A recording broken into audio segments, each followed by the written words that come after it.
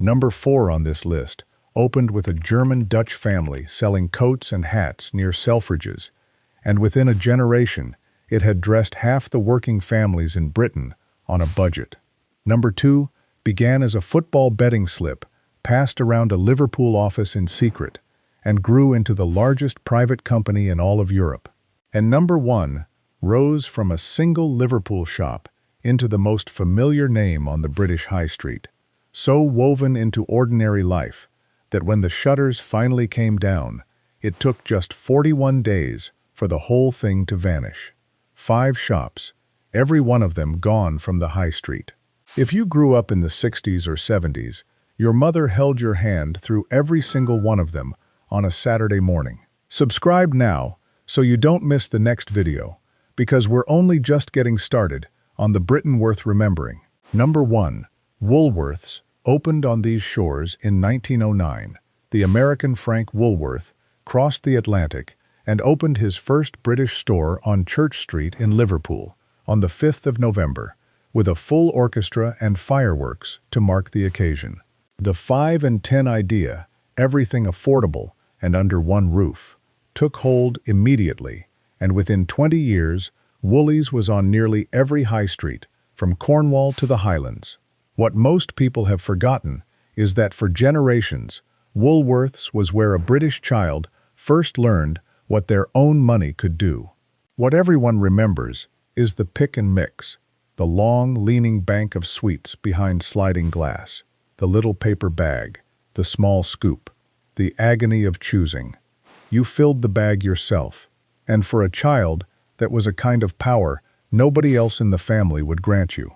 The records were there too, the singles chart displayed on the wall, so you knew what would be on top of the pops that week. The first record most British teenagers ever bought with their own pocket money. Woolworths was never the grandest shop on the street. It was simply always there, the constant. Then the financial crisis of 2008 arrived. The market for physical music it had leaned on collapsed, and the chain went into administration. A closing down sale began in December. The shutters started coming down on the 27th of that month, and by the 6th of January 2009, all 807 stores were gone, 27,000 jobs with them. 99 years, undone, in 41 days. The High Street has never quite filled the gap. The next shop on this list dressed the whole family, and it arrived from across the North Sea.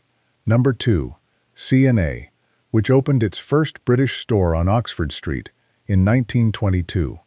The name stood for Clemens and August, 2 brothers from a German-Dutch family of traveling linen merchants who had been trading since the 17th century. They opened near Selfridges, added hats to the coats so quickly that witty Britons nicknamed the place Coats and Ats, and spread across the country through the decades that followed. What fathers and mothers remember is that C&A was where you dressed the whole family without the bill frightening you. The school coats, the first proper anorak, the Sunday best outfit bought a size too big so it would last. It was cheap and it was cheerful, and a generation of British parents outfitted their children there without apology. The brand became such a byword for plain, sensible clothing that a ska band wrote a song about the man at C&A, and a famous television character promised that one day, when he was finally rich, his clothes would come from there. Tell me in the comments, what did your mother buy you at C&A? Say the item, say roughly the year. I read every single one. By the turn of the century, fresher rivals like Next and Gap had pulled the younger shoppers away, and in June 2000 came the bombshell. All 109 British stores would close.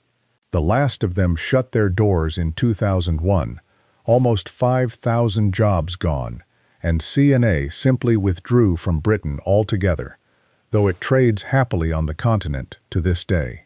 Number 3, Wimpy, which sizzled onto the British High Street in 1954. The first Wimpy bar opened inside a Lyons Corner house on Coventry Street in London, a small fast food counter tucked into a grand old tea room. The idea caught so fast that standalone Wimpy bars soon spread across the country, and for an enormous number of British families, a Wimpy was the very first restaurant a child ever sat down in.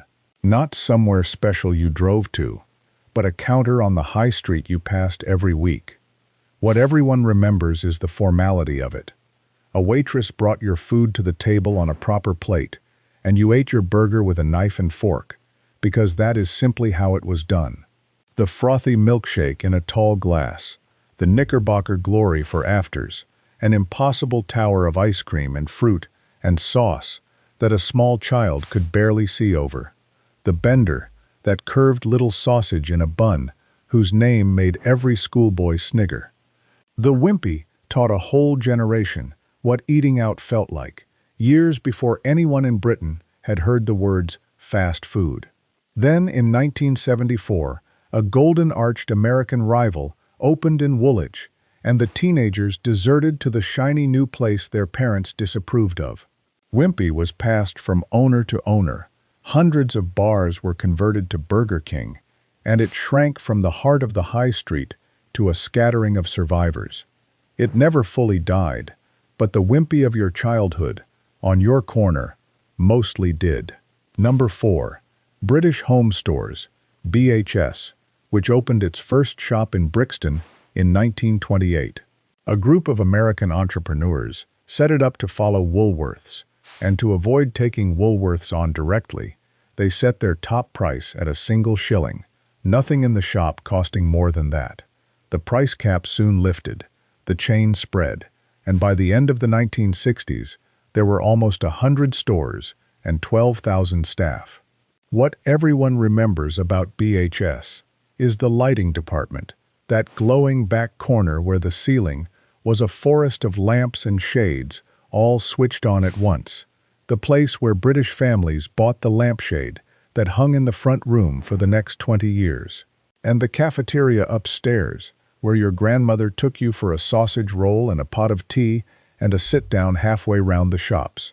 BHS clothed children, furnished homes, and fed weary shoppers, all under one roof on the corner of the town center. Then, after passing through various hands, it was sold in 2015 for £1, collapsed into administration the following spring under the weight of enormous debts and a vast pension shortfall, and the last 22 stores closed on the 28th of August, 2016.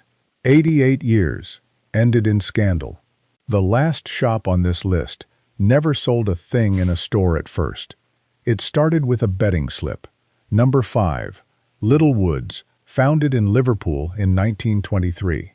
A young telegraph clerk named John Moores and 2 workmates started a football pools company in secret, hiding it from their employer behind the name of one partner, Littlewood.